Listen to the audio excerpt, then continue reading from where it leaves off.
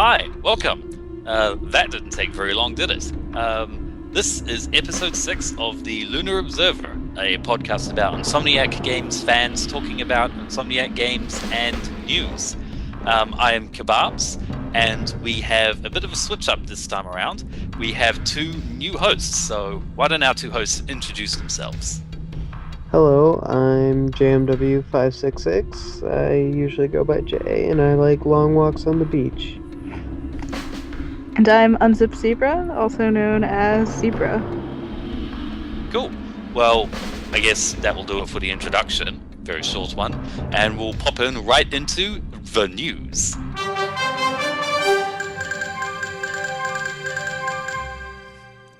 And our first news item is that TJ Fixman has left Insomniac Games and is off to help write 4 feature films, including One Night on the Hudson, Gargoyles, The Lost, and of course the Ratchet and Clank movie. He's been with Insomniac Games since 2006 and wrote all of the Ratchet and Clank feature games, the comic book series, All for One, Full Frontal Assault, and the upcoming Ratchet game, which we'll introduce in the next segment. That's a lot of stuff. All in all, yes it is. Not bad for someone who was originally hired as a playtester.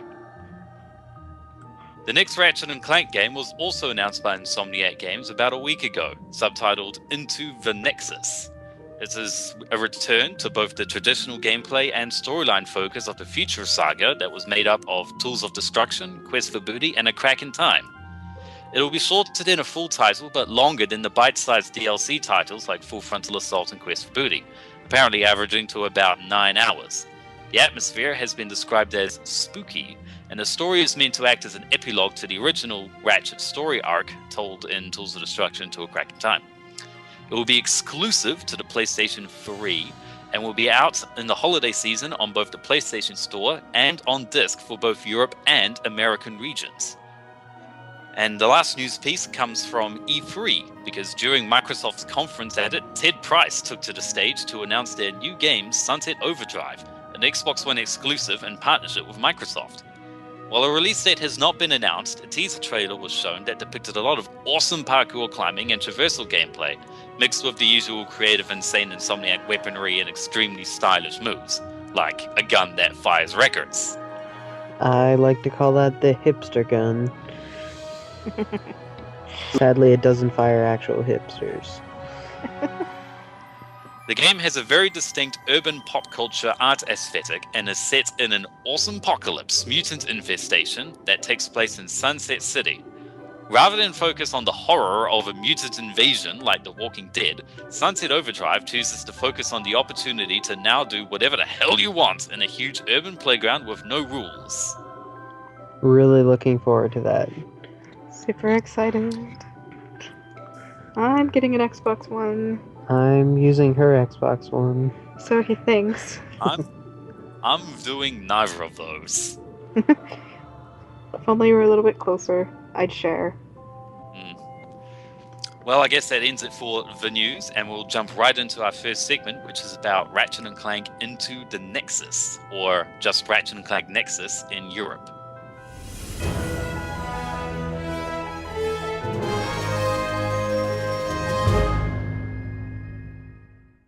So the first subject that we're going to talk about is the Key Art Portal and Sony promoting the game with a viral teaser poster and Insomniac's Fugs for Less Twitter teasers. I was really surprised to actually see Sony teasing and promoting the new Ratchet and Clank game. Haven't been seeing a lot of that as of recent at all. Yeah, I really wish we could get back to the old weapons not meant for this world days. Good commercials. I like the gravity bomb one for Ratchet and Clank 2, where they accidentally fire it into their neighbor's yard. I always imagine it hitting like a little border collie. Poor dog. But yeah, that poster that Sony shared was really interesting and mysterious and spooky. And no one could figure out what it was at first, at least on NeoGAF. There's a lot of assumptions of Planet Side 2, a whole bunch of other things that I can't remember. But Jack and Daxter. Oh yeah, Jak and Daxter. Crossover. But I pretty much guessed it from the beginning because the starfield that was used was very similar to the one in the forum background for the Insomniac Games forum. So I had an inkling it would be Ratchet and Clank. But then when they revealed the second one, which had like a big glowy portal thing and a rocky outcropping in front of it, I knew right then and there that it was Ratchet and Clank because that rocky outcropping was pure creature box. Yeah, I had a sneaking suspicion between what you mentioned and our lovely community manager, James Stevenson, playing Into the Nexus a couple of weeks ago on the IG Community 1 PSN account. Yeah, apparently Before it was George Orwelled out. Yeah, he was supposed to be playing offline, but accidentally signed in online, and someone took a screenshot of the IG Community PSN account playing Into the Nexus, and everyone on the IG forums was like, well then. Yeah, it got removed pretty quickly, but nice little. I'm surprised nobody kicked up a fuss about it. Yeah, I expected a fuss. I kind of wanted to ask about it, but I was like, that got removed too quickly to not be important, so we'll just wait and see.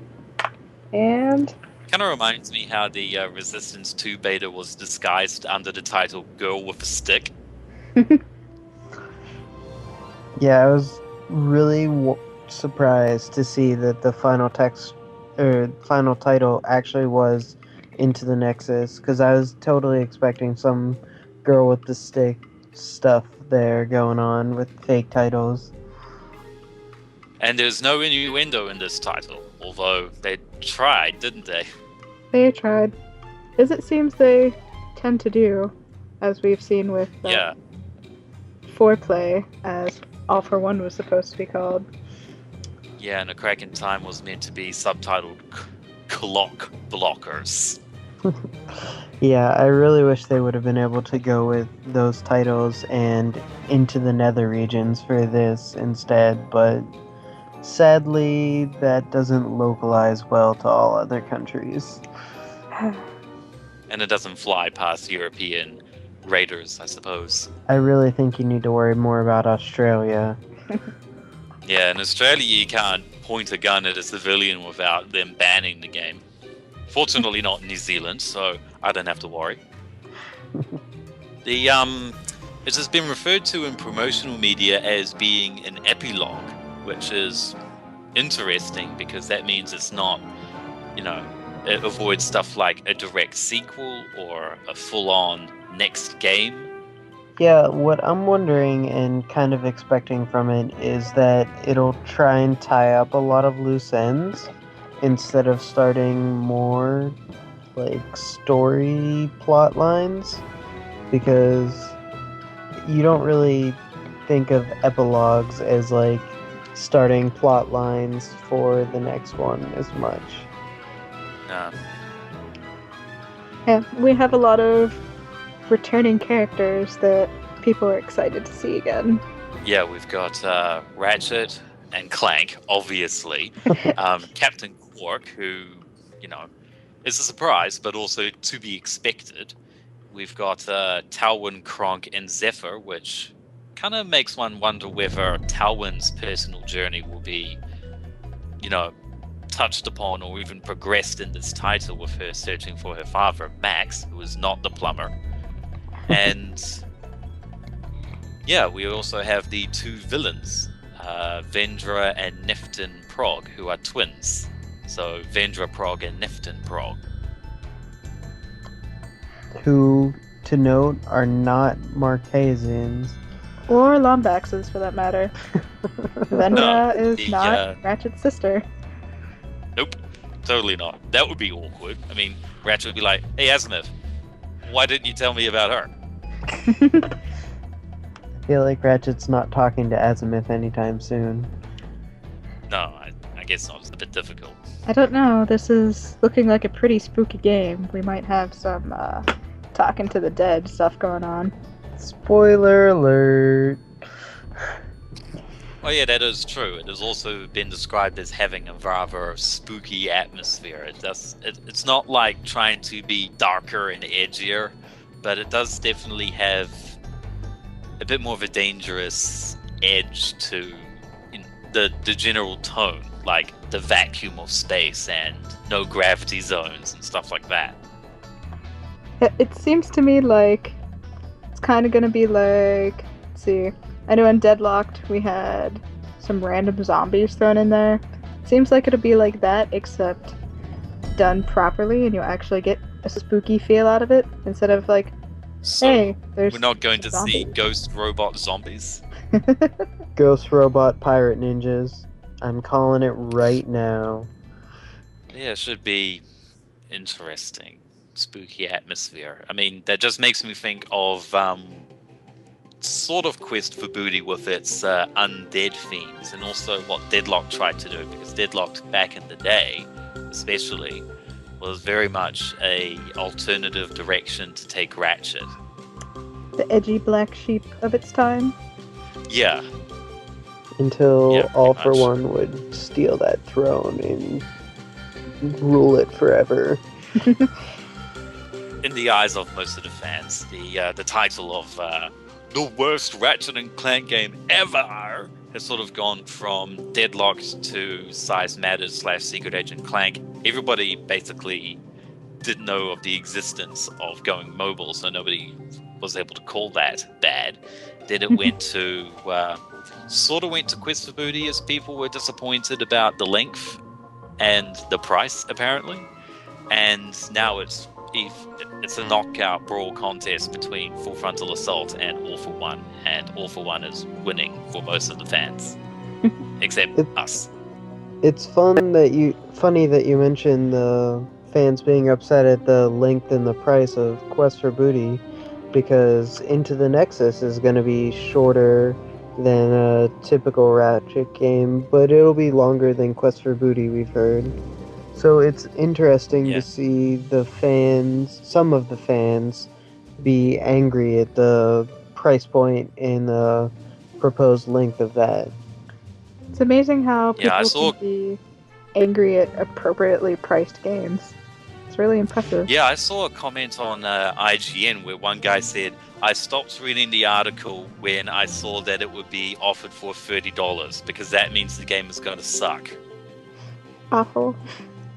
I really don't understand how people see the price point and assume they split all their resources to make a crappier quality, longer game instead of reading the rest of the article and realizing they were making a slightly shorter game with still the quality we'd expect.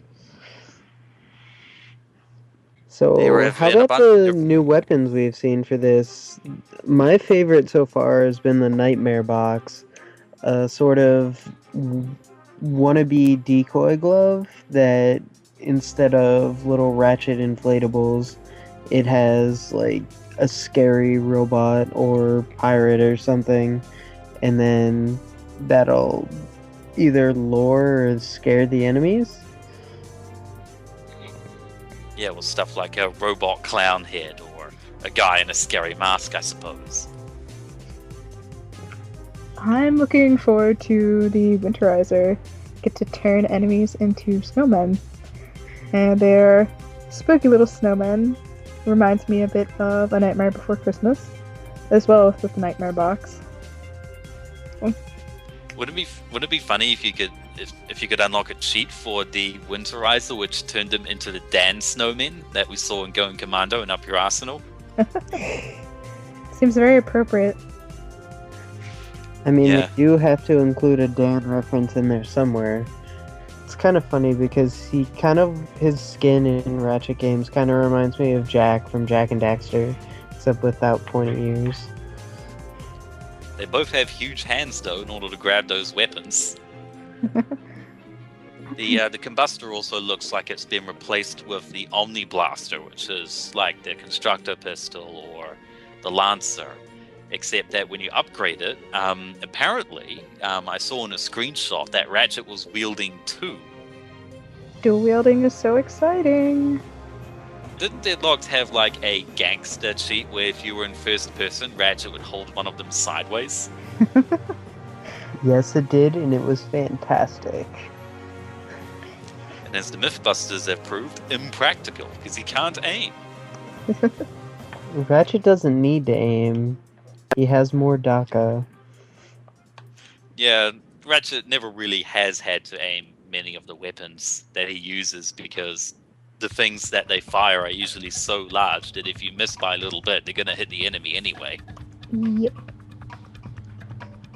I also saw a screenshot that had some new shotgun. So there's apparently a shotgun type weapon like the Blitz Cannon or the Sonic Eruptor in the game. And a weapon has been mentioned but not seen called the Never Blades. Those are sounding pretty cool. Similar to the Razor Claws. I've been looking forward for something like that to come back into action. So hopefully they're similar. Hopefully you can actually use it without dying this time. Yeah. That more importantly, probably. No, I'm pretty sure So I the found- more important part is that they look awesome. The problem that I had with the Razor Claws and Tools of Destruction was that they can kill enemies quickly, but the enemies they almost always have melee attacks that you can't dodge. So if you're trying to attack a group of enemies, then you'll inevitably get hit 2 or 3 times by those enemies that you aren't attacking in the face, and you'll die or lose a lot of health. Another one of The the fusion- more interesting things that we've seen is the new grav tether, which actually seems to be usable in sort of puzzles or traversal like the swing shot would be. Basically, you open a portal and some sort of energy comes out that will carry Ratchet along in a line through the air. And so I'm interested to see how they use that and how they use that for not only traversal but like puzzles and unlockable hidden things. Yeah, because I would imagine that a Grav Terror setup would be that the simple one would be that you would have a couple to turn on, and you need to turn on all of them to continue. But then you would have more difficult puzzles where you are given more than you need, and you need to figure out which ones to activate in order to make it through. It's basically like Ratchet and Clank meets Portal 2. I haven't played Portal 2, so I don't really Shame. associate. Shame. So good. Well, I played the first one at least. At least. I'll give you that. Give me some credit. But yeah, I don't feel like the Grav Tether is a weapon where you point at it and go, oh, look, that is a blatant knockoff, like some people did with the Razor Blades back in Tools of Destruction when it said, oh, that's just like the Halo melee weapon, isn't it? Energy sword. Really? That was not the first thing Yeah. that came to mind. And first- she's It's the a first thing that came big to mind Halo for some fan fans. girl. I love me some Halo. First thing that came to mind was, this is pretty awesome. And I'm basically Wolverine. Except without Except you the don't eat whole nails for healing factor breakfast. immortal thing. Unfortunately. Yeah, if Ratchet could heal himself while using the Razor Blades, that'd be practical. Yes. Also terrifying. Yes, it would be. Like, you shoot Ratchet in the face, and then his face just sort of rematerializes with all the squishy sort of sound. Feel like that wouldn't pass the ratings.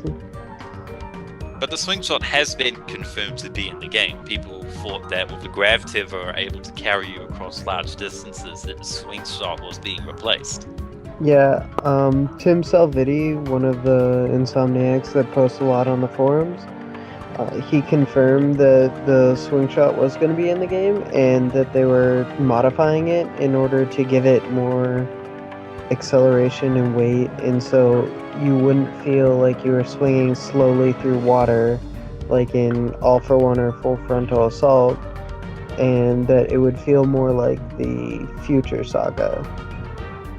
But yeah, I'm glad to see the swing shot return because the Grav Tether, while it's really interesting, it seems like it moves you pretty slowly, and that might get annoying crossing large distances and stuff with it.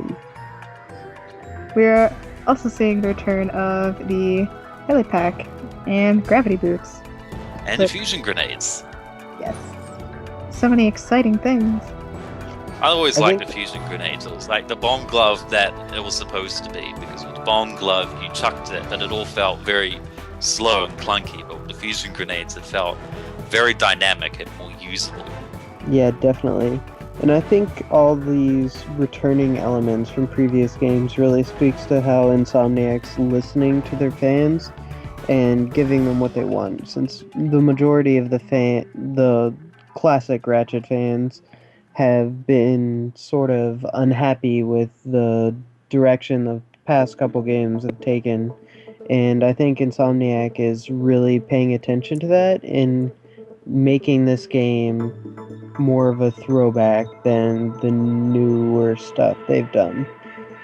Yeah, a lot of people were very obviously, as we know now, upset with the co-op focus of All for One, and the director's camera, which meant that it limited your ability to explore, and it was sort of a close and yet not quite for a lot of fans with Full Frontal Assault, where it was the classic Ratchet gameplay, but it was being applied to sort of a tower-based structure where you build up your defenses and you defend them from incoming waves in the classic Ratchet and Clank style. I just want to see the hover boots come back. I don't care about Clank being on Ratchet's back. I just want hover boots. One of the other new weapons that are being introduced is the repulsor, which is I can't tell whether it's a weapon or a gadget, but it appears to lift enemies into the air, where they will no longer shoot you, so you are now open to shoot them. Hopefully we will see some similar upgrades, such as like damaging enemies after you have them up in the air, or damaging surrounding enemies, something to that caliber. I think that would make the potential weapon be rather interesting. But then you have a weapon like the Vortex Grenade, which functions pretty much the same. It makes a black hole that lifts enemies up into the air and twirls them around, except it also doesn't deal damage. Hopefully we will see Fred return. I really want some more Fred, especially with all of these black holes appearing. Yeah, Fred Yeah. was the sort of eldritch abomination that appeared in the Rift Inducer 5000 from A Crack in Time, right? Yes. The existence of the Vortex Grenade really makes me think the Repulsor will be like more of a gadget type of thing, and the Vortex Grenade will have the damage. Just because I can't see them doing two things that similar as just regular weapons. So I'd bet we'd see the Repulsor as sort of a gadget that can also affect enemies, where you could use it to like lift boxes up to jump on to get to extra areas, for example. It's funny, I was having exactly the same thought just now. Like, the repulsor could be used to lift yourself vertically, sort of like a vertical grav tether, except that it also happens to affect enemies as well. So, pre-order bonus has been confirmed. We don't know what it's going to be or where exactly it's going to be available, but we know there's indeed going to be one. Very exciting. Ratchet and Clank games never really had pre-order bonuses until we got to A Crack in Time with, you can pre-order from GameStop and you get the box basher at the beginning and the bolt grabber, which was fantastic because there's always that moment where you finish the Ratchet and Clank game and you move on to the next one, and right from the start you go, oh yeah, that's right, I don't have the bolt grabber. Now I have to actually walk over there and pick them up. First world problems? I would expect the pre-order bonus to be both on the physical discs and on the digital copies, just because we saw with Fuse, one of Insomniac's newer games, that the digital copy was available for pre-order, And I would expect that Sony would, if there's not going to be a physical pre-order bonus like a keychain or something, to also include that with the pre-order on the digital version. Which is why I'm thinking that the pre-order bonus will be something like an early unlock, rather than, say, a figurine or one of the Hyperflux Ratchets that they couldn't sell, or something. I would really love a physical pre-order bonus, but I know that's highly unlikely, especially for a smaller game of this caliber, but I can always dream. Yeah. So ignoring things like the fact that it's a smaller game and the budget and stuff, what would you guys wish the pre-order bonus would be?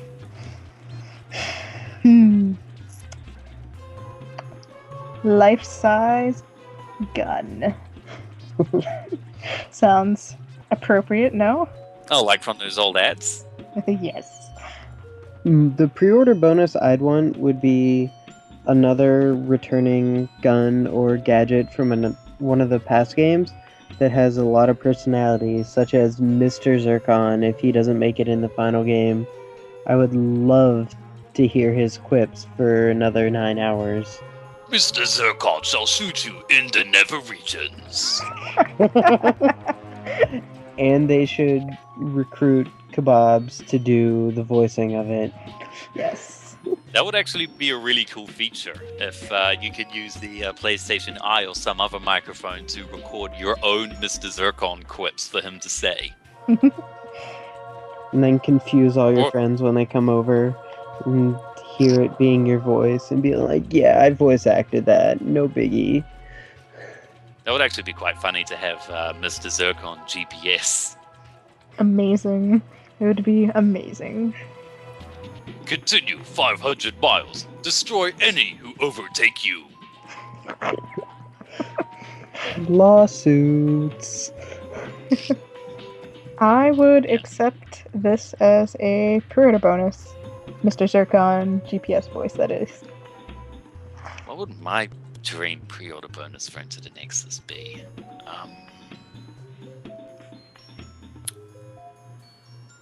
Something cool, obviously. Has to be How cool. about, I'm just going to go with life-size Neverblades. I just changed my mind. A real-life Groovatron that makes everyone around you dance whenever you play it. That's my dream. That's called the 70s, Josh. I want the 70s back. Make me a time machine. I'll also accept that. Great clock or something. I'd like to see FedEx deliver that. Either that or a Dimensionator, whatever. I'm not picky.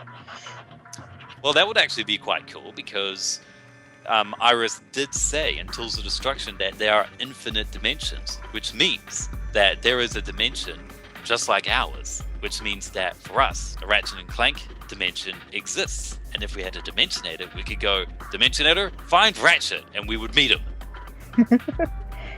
There's a little too much world destruction going on in Ratchet's universe for me to want to go there. But you know that this is probably in someone's fan fiction. Oh. With Rule 34. Oh. Sorry. I just had a knee-jerk reaction there. Why, people? Why? Amazingly, though, despite the fact that Insomniac seem to be doing everything in their power to address fan concerns, fans have still found things to complain about the game. Yes, it seems a cause for concern this time around happens to be Ratchet's chin. It's just too damn small. And his cheeks, and his fur, and maybe his eyes, and his tail's too short, and his fur should be 1 millimeter longer. I don't think his nails were trimmed properly either. No self-respecting Ratchet would not trim his nails, come on. A lot of people have been upset over the new, quote-unquote, new model for Ratchet, and they believe it's based off the models for the All-for-One and Full Frontal Assault games, when Insomniac has actually confirmed that it was based off the Tools of Destruction model, and it is almost 1-for-1 in body proportions, except for some small changes to that model, and people are still confused and angry and upset that they're basing it off the All for One model, even though they aren't. I've done some layovers and comparisons, and like the model from A Crack in Time and the Into the Nexus model, they look pretty similar, except the chin looks a little bit smaller. And it's impressive how people think it's the All for One or full frontal assault model. Yeah, smaller chin is only really a crisis if we're talking about Captain Quark. And while he has lost the butt chin, his chin is definitely not smaller. I'm pretty sure his chin is growing in accordance with Moore's law exponentially. So He's like Pinocchio. The more obnoxious he is, the longer his chin's gonna get. with all the lies that Quark tells, that's not surprising how big his chin is. Although I think now he could actually be considered a brave hero after all the times he's helped save the universe. If a bit inadvertently. He's an integral part, okay? Don't diminish his value. Isn't he typically an integral part of the universe needing saving to begin with? I think the main thing that makes the Into the Nexus Ratchet look different from the A Crack in Time Ratchet, which seems to be the one everyone prefers, is the fur itself.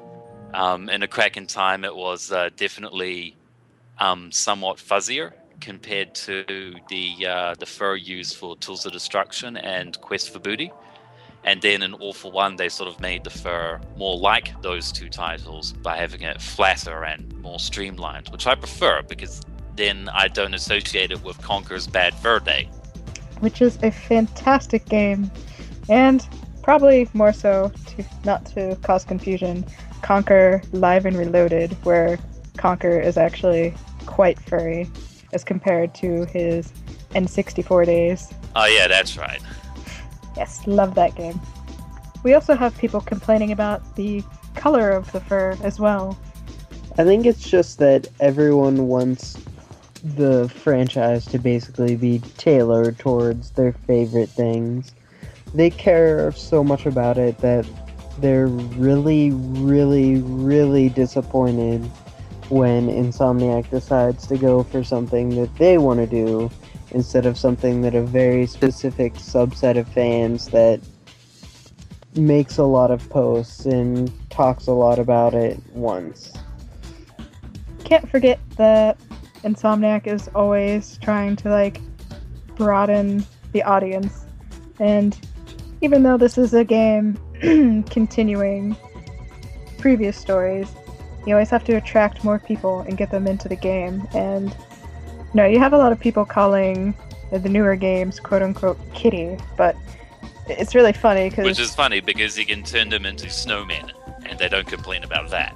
Yeah, I'm sure plenty of people started playing the original Ratchet and Clanks back when they were maybe 10, 12. I know that's when I started playing them, but now that they're older... Yeah, I think I started playing them when I was 13.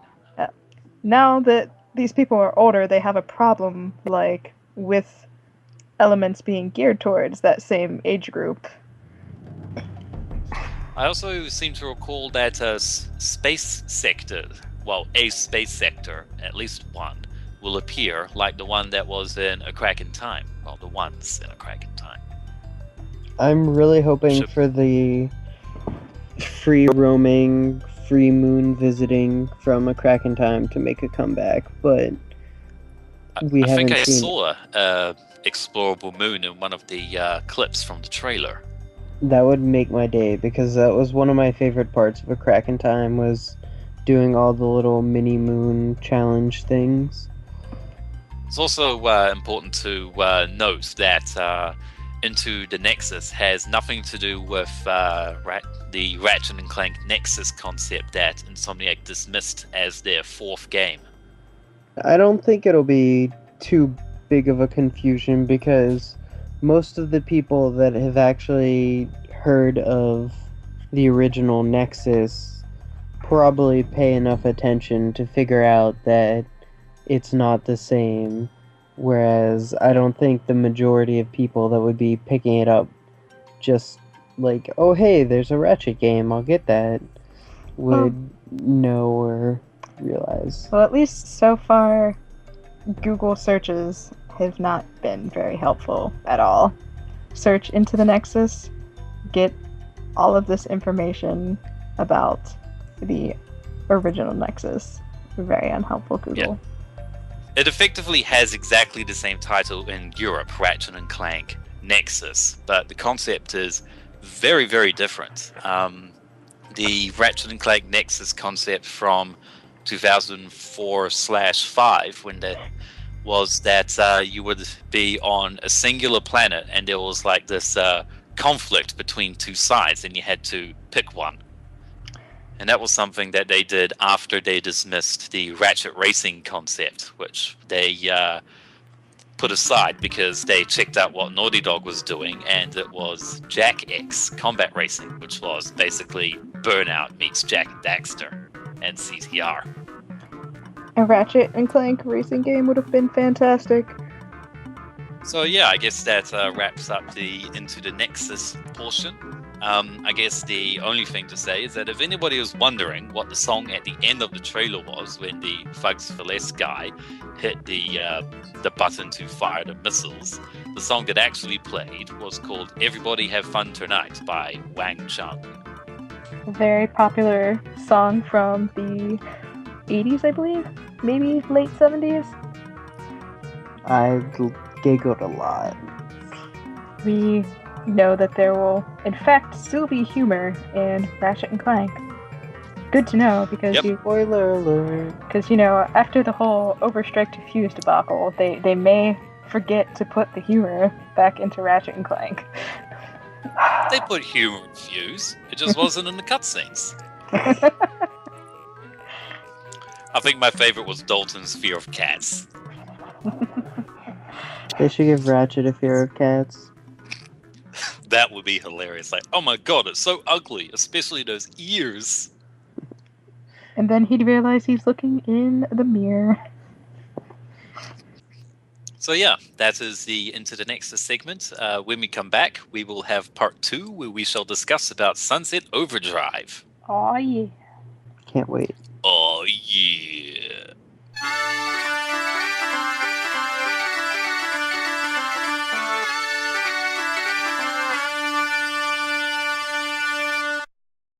Welcome back. The next section of the podcast is where we talk about Sunset Overdrive, which is an upcoming title that Insomniac Games announced at this year's E3 that is exclusive to the Xbox One.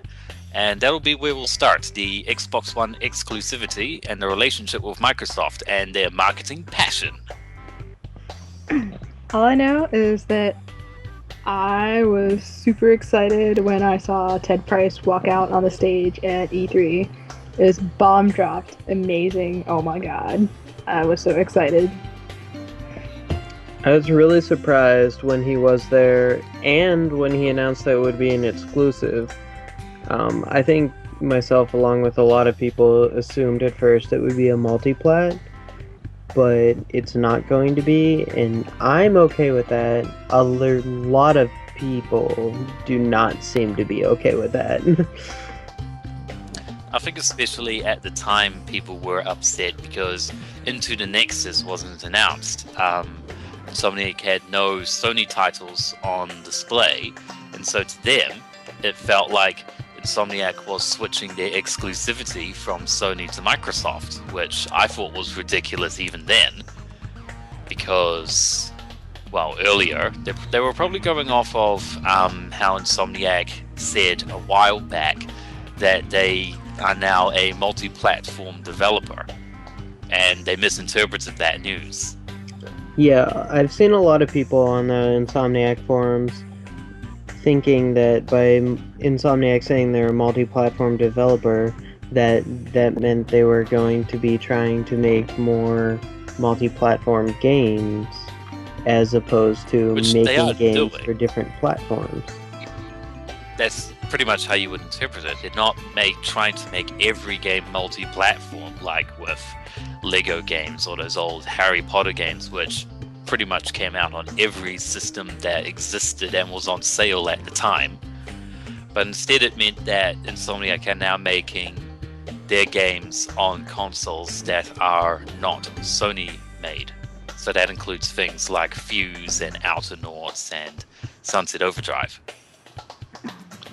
At least now we have people feeling slightly less betrayed now that Into the Nexus has been announced. Just a little. And that Into the Nexus is a game which, by and large, they are excited about. I think it would have been a bit worse if Insomniac had announced All for One 2. All for Full Frontal Assault. But I can really see why they chose Microsoft in order to publish this game.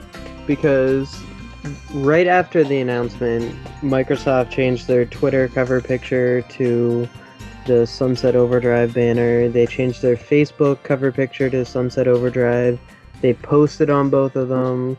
And Ted Price was like one of the first game developers to talk at Microsoft's E3 conference. And so you can really see that they're placing them front and center, and I'm sure that meant a lot to Insomniac. Yeah, I think it should be clear that it sounds like Microsoft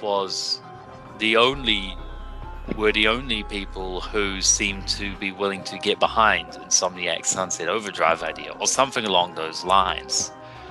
Yeah, or at least they were the most enthusiastic about it. Because from the interviews Ted Price has done, you really get the impression that it's not like they had people lining up that were like begging to publish the game.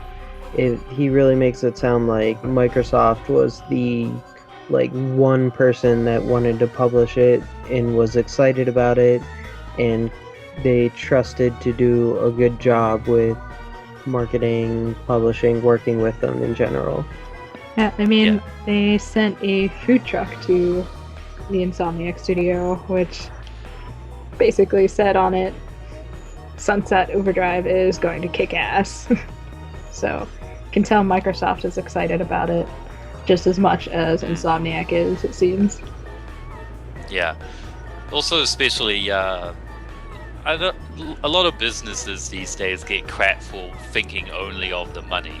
Sometimes rightfully so, but people tend to forget that businesses need to make money in order to stay around, and in order to make great games, you need a great amount of money. Oh, yes. And yeah, it just feels like Microsoft is giving Insomniac that. Yeah, a lot of people seem to be harping on Insomniac for supposedly receiving bags and bags of money, but they just seem to miss the point that you need a lot of money to make a game, and I'm sure Sony is also throwing them bags and bags of money to do Ratchet and Clank games. It's just something that's necessary. Yeah, I think a lot of the misconceptions about people think with the relationship between publishers and developers are that they think the publishers are just like paying the developers money that is going into the developers' pockets, as opposed to giving them more resources to make a better game, which you always hear these claims of like, oh, Microsoft just like bought them out or they sold out or whatever, but they don't really consider that them quote unquote selling out is enabling them to make better games. They think it's just like going into their pockets. And of course, we can't forget that Insomniac is betraying their fan base, and all of their fans are over on the Sony console, and why would they go over to an Xbox? Why? Which is pretty much the opposite of the opinion that occurred back in 2007 when I first joined the Insomniac Games forums.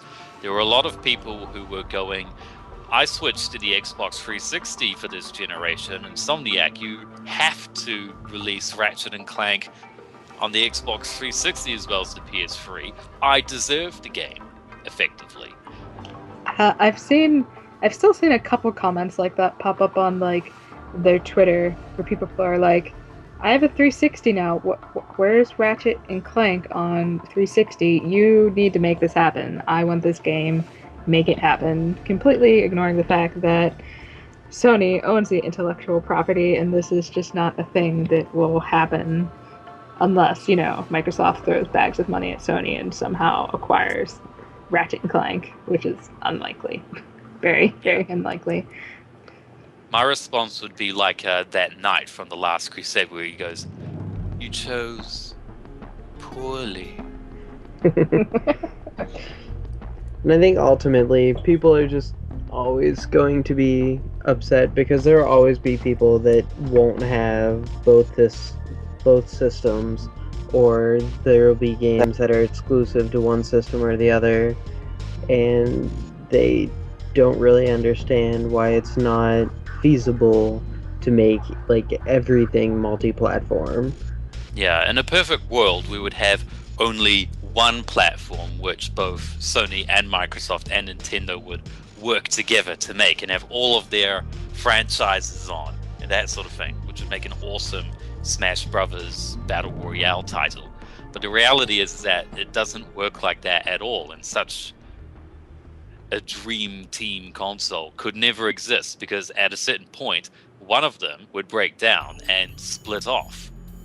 And of course, we have to keep in consideration that Insomniac needs to build a fan base, and obviously, since they've mainly worked with Sony, people that have only had an Xbox or an Xbox 360 they haven't really gotten to see a really good Insomniac game. Well, of course, there's Fuse, but at least with Sunset Overdrive, it feels just like a real fun Insomniac game. Like, true to form, it looks really kick-ass, and it's what people really want to play. So, finally, Xbox fans get to see that, and hopefully it'll come out in the larger launch window for people to, really get early on to be one of those heavy hitters. Yeah, because it doesn't have a release date, but the way the game works sounds like it would be something that could be sustained over a long time, like some MMOs, which have the core game. World of Warcraft is still going from a game that is either at, past, or getting on a decade old. Speaking of the gameplay of Sunset Overdrive, let's talk about a bit the new or unique features that it seems like it's going to be bringing, such as the very agility traversal based combat that seems to be featured in the teaser trailer. Yeah, the teaser trailer was quite cool because it was obviously a teaser in the sense that it was it appeared to be pre-rendered, although with some trailers these days even that notion is disappearing. But the actions that the player character that was depicted in the teaser seemed to relate very much to gameplay, like wall running, climbing up fire escapes, borrowing weapons while going down a zip line, that sort of thing. I believe it's been said that they are using in-game assets for the teaser trailer. Yeah, that means while the game was pre-rendered, it was like using the game engine and the models and stuff like that, as opposed to a full CGI like the Overstrike trailer. Yeah, the Overstrike trailer was made by a company called Blur. And Blur does stuff like the Assassin's Creed 4 trailer where they take art and existing assets and make them look much, much better than what will actually exist in the game. And that's what makes the Overstrike. Sounds like Overstrike babies. Jacob, you give me my mag shield back. But it's really hard to judge what Overstrike was at the time, because all we ever saw of it was the teaser, which wasn't in game at all. Yeah, and the fact that the Sunset Overdrive trailer seems to be closer to actual production and hopefully represents better what the final game will be than what happened to Overstrike /Fuse. And that makes me a lot happier than everything that happened before. It makes me hopeful. Yeah, there's been already a lot of support from like Insomniac and Microsoft. Like immediately after E3, you have like all the swag being given out mainly to people that are in LA. I'm very jealous of them. You just already see this very high amount of dedication towards like the style shown, which I don't think you really saw with Overstrike after that E3 announcement. It just kind of died down, I guess, until the reveal of Fuse and this past September. Overstrike pretty much had that teaser, and then it was gone for over a year. Yeah, exactly. Whereas with Sunset Overdrive, Zebra mentioned the swag they've given out. They've had, I think, 4 or 5 different styles of t-shirts made. They had the Overcharge XT cans from You mean Red Bull with a sticker? Yeah, the Red Bull with really fancy sticker cans. Although, hopefully, they'll actually make the Overcharge cans, and they really want to, but we'll see. We really want them to. Microsoft works with Mountain Dew enough. They could get something going on.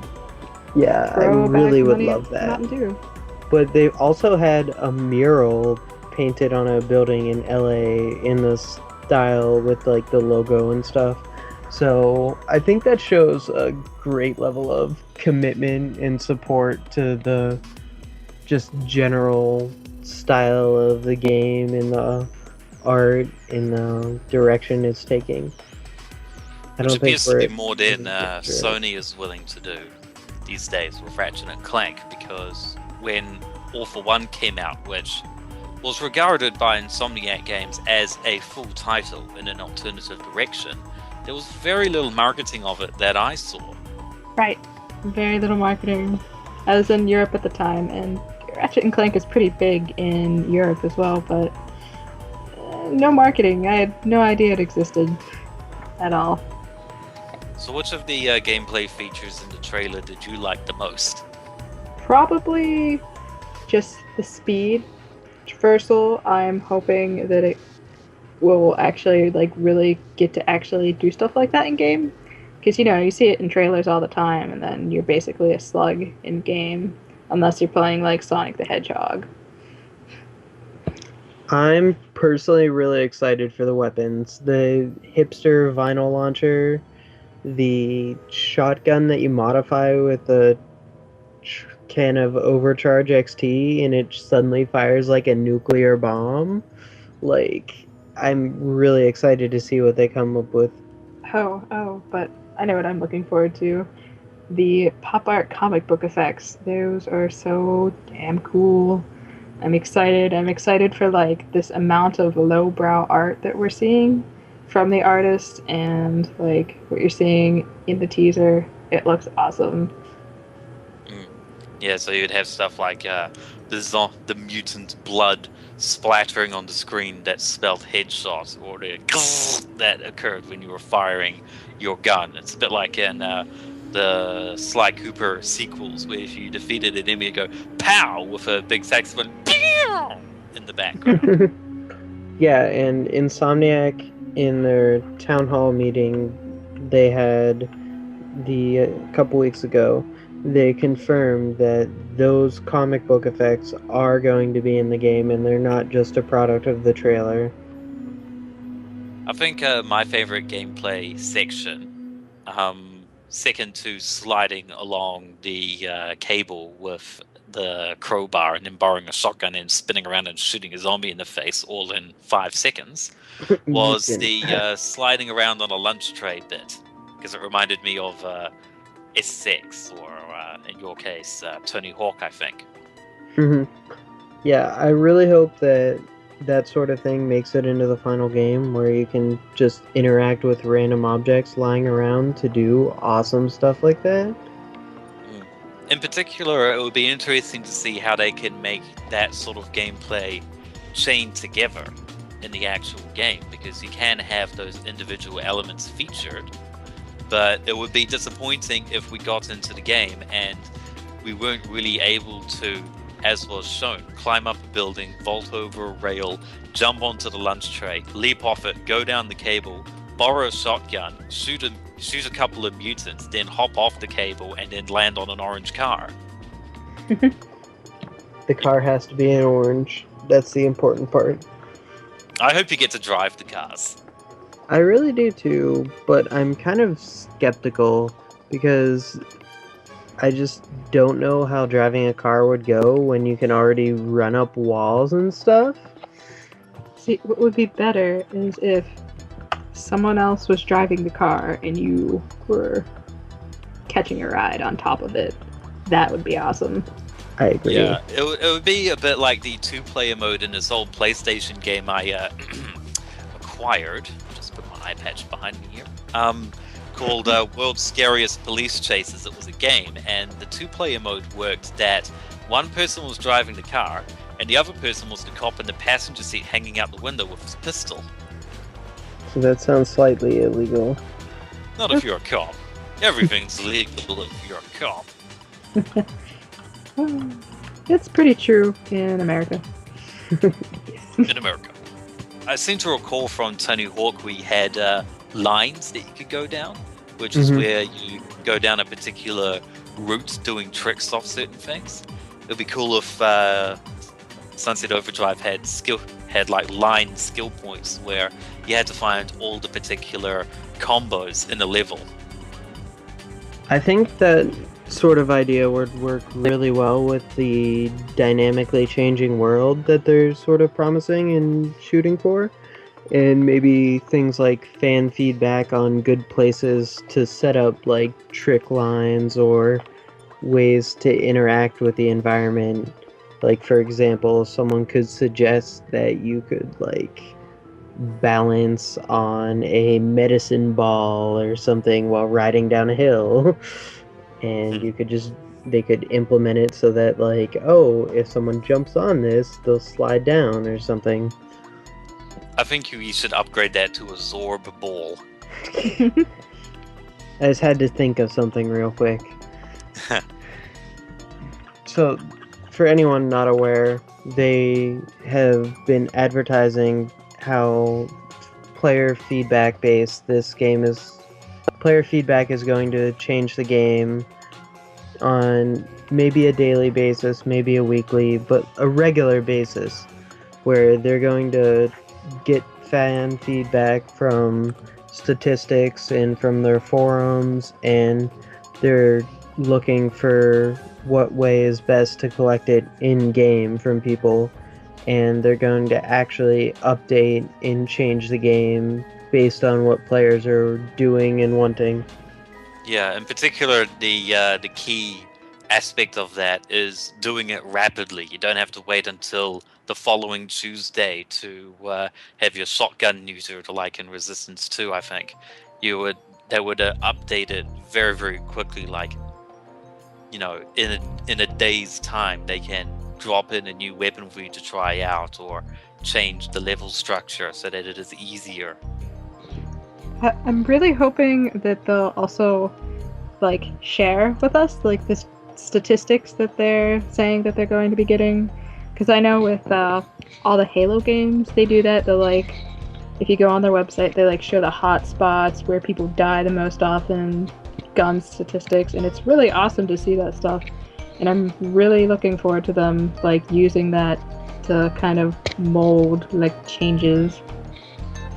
And that's something that they're able to do with Microsoft. That is one of the reasons they indicated why they went with Xbox One, because Microsoft was willing to sort of tear down some of the barriers for third parties to update their games rapidly, whereas with, for example, Sony in the past, they've had a lot of hurdles to jump through and a lot of Sony Q&A that has slowed things down historically.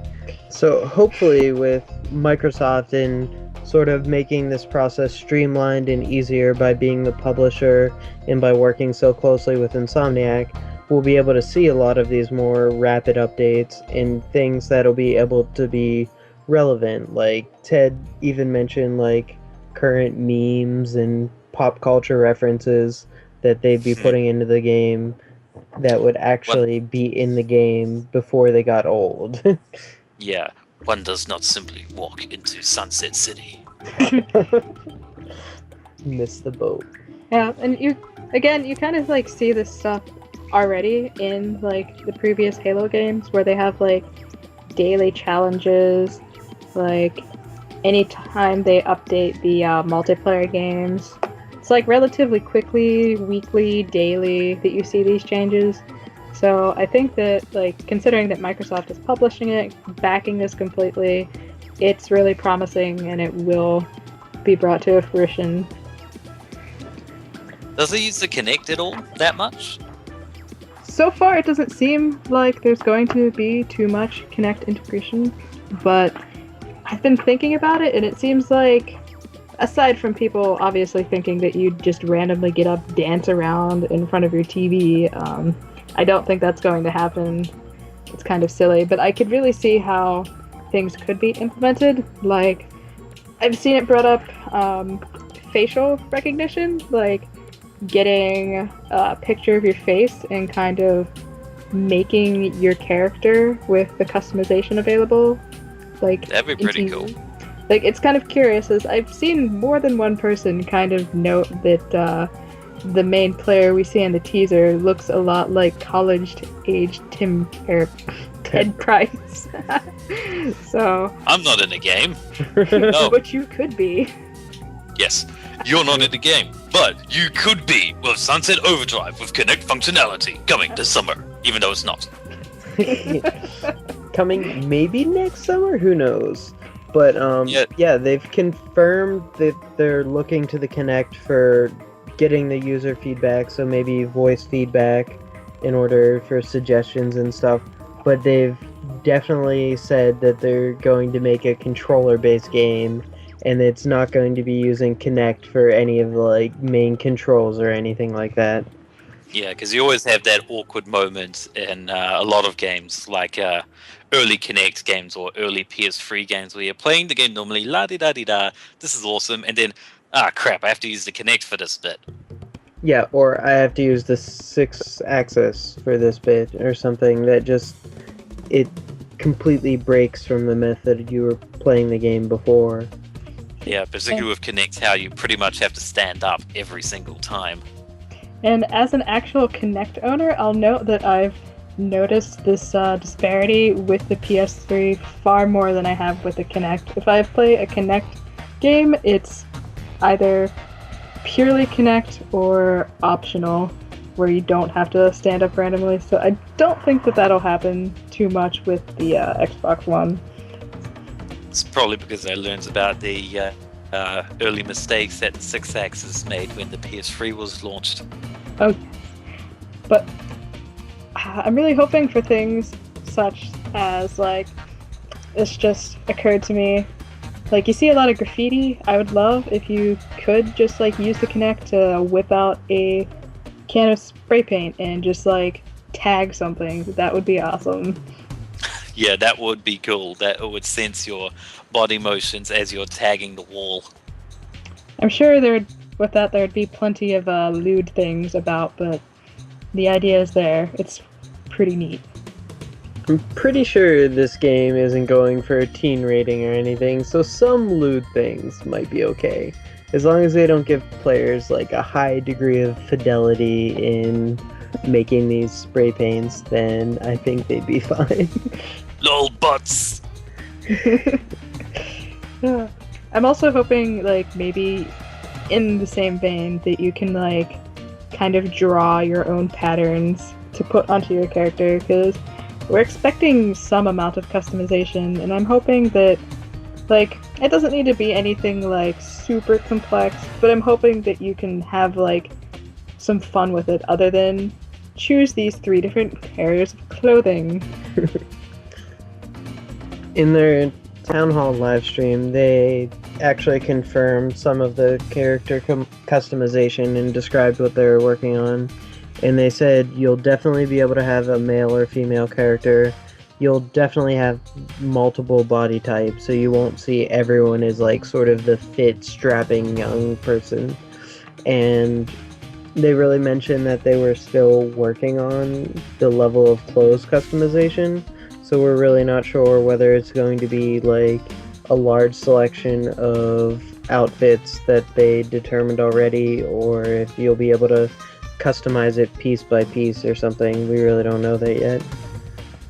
I think it'll be basic but expansive, so you can change your shirt or your jersey or put on a sweatshirt, and you will have, say, 20 options to choose from. Speaking of character variation, in the trailer we saw a lot of mutants. Unfortunately, Yes. they all look like the Grims from Resistance 3. But Yeah, or the garden variety chimera from Resistance. Hybrid, Yeah. that's one, hybrid. yeah, they all looked pretty similar. Some of them were different colors, but it was kind of worrisome to see that they all look the same. But Insomniac in that Town Hall live stream really refuted that and said that there will be multiple types of those. So we'll be able to see different types of enemies, although they wouldn't really tell us anything more than that yet. Of course. And hopefully we'll get to like always see new and different enemies like as time progresses, since they can update this and put this in the game.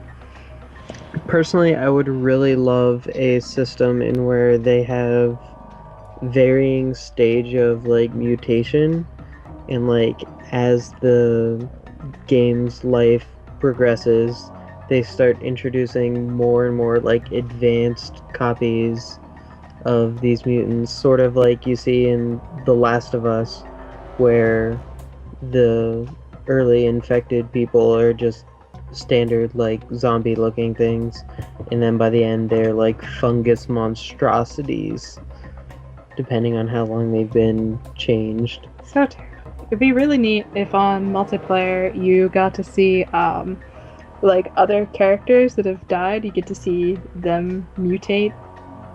That would be pretty awesome, and perhaps that could be done with the Cloud.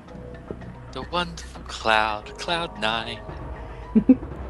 Although the Cloud so far has only been confirmed to be doing the metrics analysis for statistics gathering and stuff like that in order for them to do their changing the game.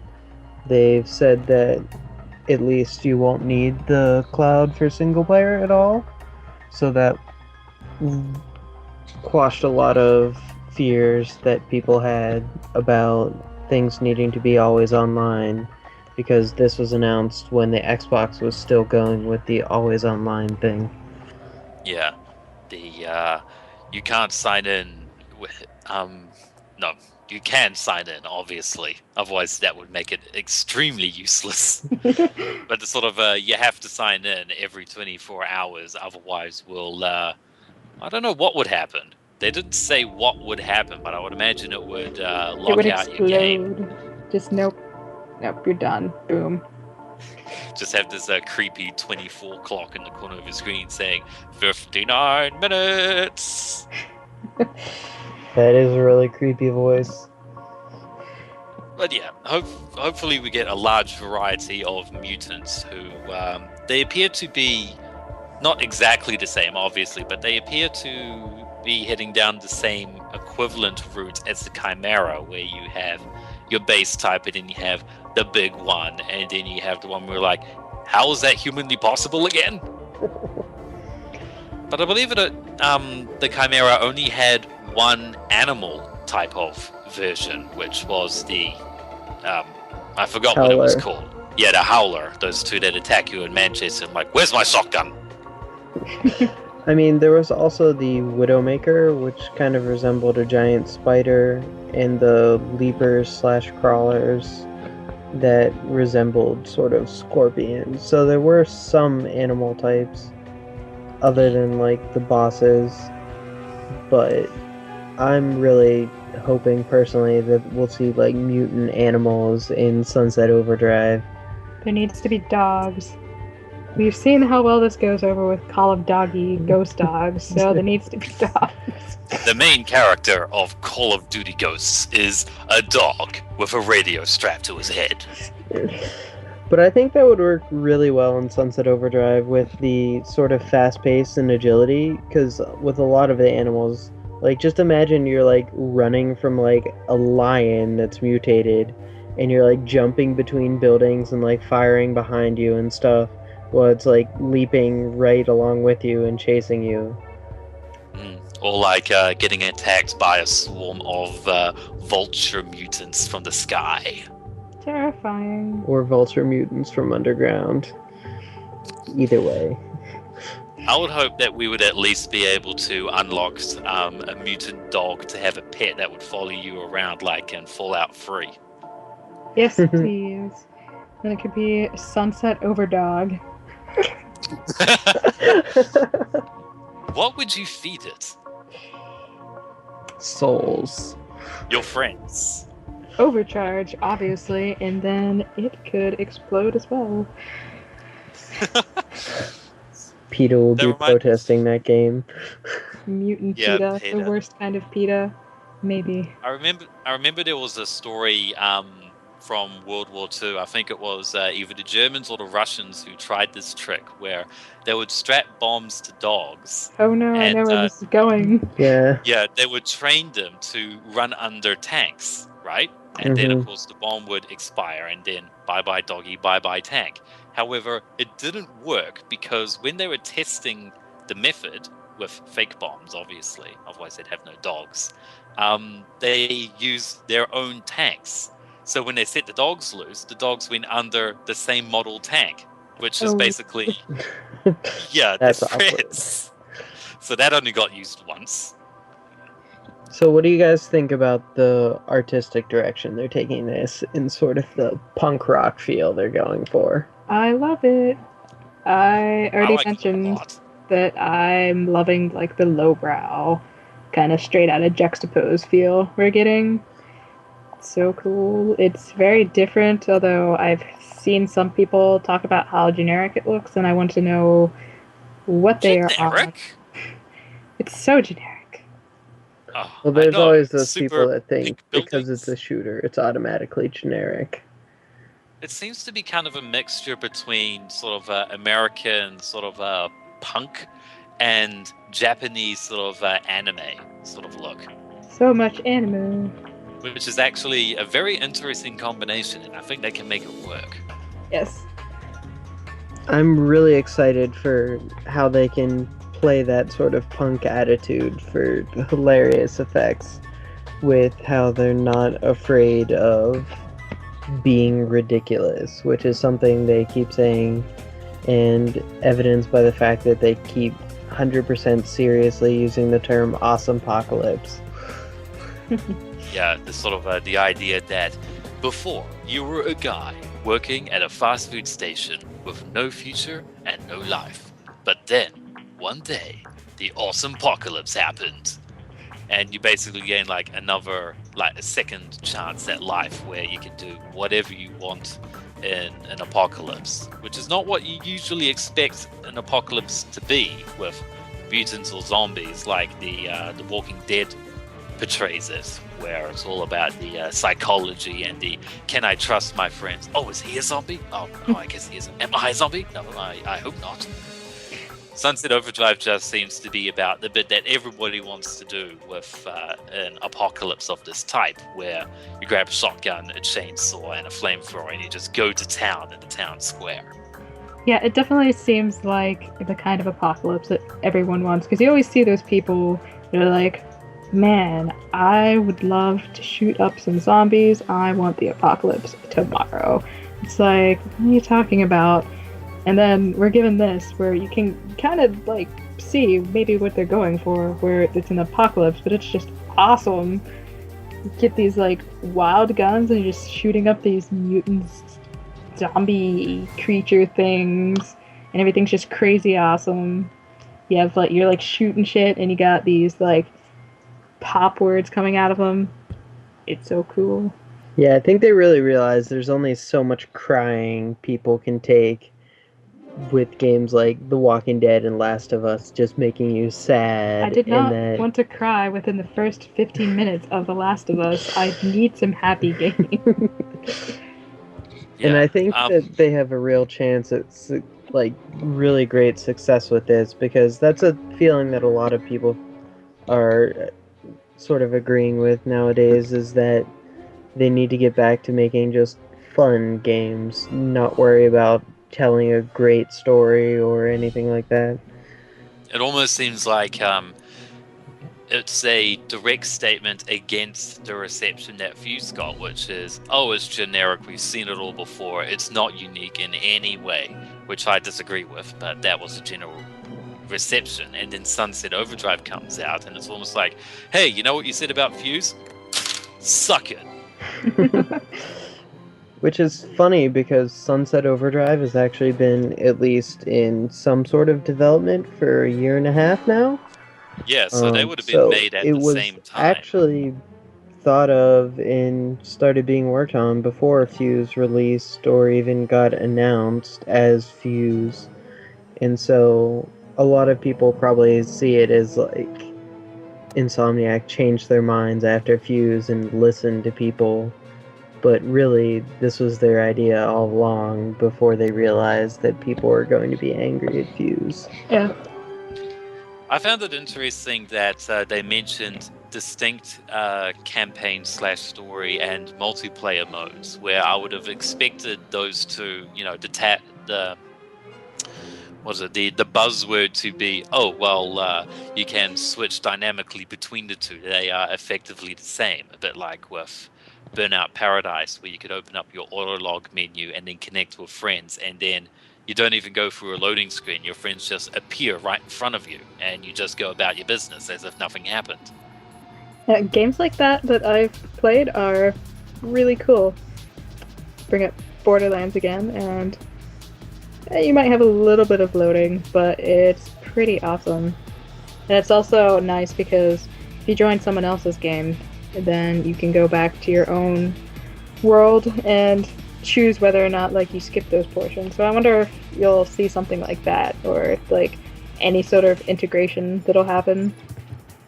Personally, the reason I think they're going that direction is because of how they want to dynamically change the world. And I'm hoping that's a sign that they're going to do some pretty drastic changes and not just modifying a stat or something. Because, especially with the backlash at the Xbox One Always Online thing, I think they want to have a single player that they can release, and really it can stand on its own, and you won't have to download anything or whatever to get the full experience, and then have a multiplayer where they'll introduce all the changes and stuff. But I don't know, they could still do changes to the single player as well, but I think it's still fair if they do even decide to update the single player, because you see that all the time now. Not many developers, publishers outside of Nintendo really ship a game that's never updated again at some point in time.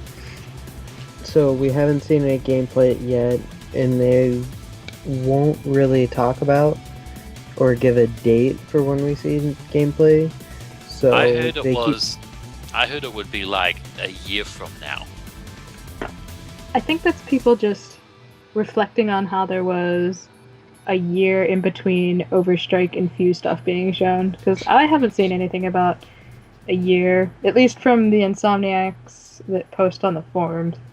Yeah, everything I've seen has been quote-unquote when it's ready, which I think is another thing that they just don't want to show something pre-polished, because people won't realize that that's not representative of the final game. They lose their minds. But hopefully, Insomniac traditionally announces or shows more stuff at Gamescom in Germany, no? Mm-hmm. So hopefully we'll see some more of that, because that's going to be coming up at the end of August, I believe. And we have PAX Prime coming at the beginning of September. So very angry that I did not get passes for that because it is going to be an amazing PAX Prime. I can only imagine. So sad. Well, at least you can go to those events. Being in New Zealand, we get nothing. Well, you do have PAX in Australia now. It's kind of close. Yeah. I can't really afford to fly over there every year. Swim. You can swim on a kangaroo. They do that over there, right? Right? Yeah, No, but there's that's no not the way kangaroos back. on our end. You can float over on a float of sheep, and then swim back on a kangaroo's back. Or one of I'm those sure that will make it through kangaroos. customs. Just trade a sheep in order to get back into the country. I trade you 1 kangaroo for 2 sheep and a dog. I have no idea what accent that was. The what we saw in the trailer was interesting because it suggested that it was open world, but we have never really gotten a confirmation as to whether it is sort of arena based or if it was open world. Unless I'm mistaken. Well, they have said it's open world, but they haven't confirmed just what they mean by open world. So it could be that they mean just that there's not a linear sequence of missions, and there could still be like separate arenas or whatever, but we really haven't heard that much about it. We're really basing everything we know from the town hall meeting and the original teaser from the Microsoft conference. Yeah, that's pretty much the only information that's been released. There's been some answers to specific questions on forums and Twitter, but nothing mind-blowing, obviously. Most of the big chunks of information came from that Town Hall live stream and from the original announcement. Well, I guess that wraps up the Sunset Overdrive segment and the Lunar Observer podcast, episode 6, hopefully, as a whole. I think that was fun. Yeah, I had a great time hosting with you, KBABZ. Looking forward to having the opportunity to do it again next time there's some news. Yes, Yep. I'm looking forward to more news to report on and chat about. Hopefully, Which we won't is- be as tired. Yeah, it's how we work at the Lunar Observer. We don't update every week. We update every time there is exciting new news to talk about. So with that, we bid you adieu. I bid them a don't. This is Kebab signing off. Zebra out. Adios.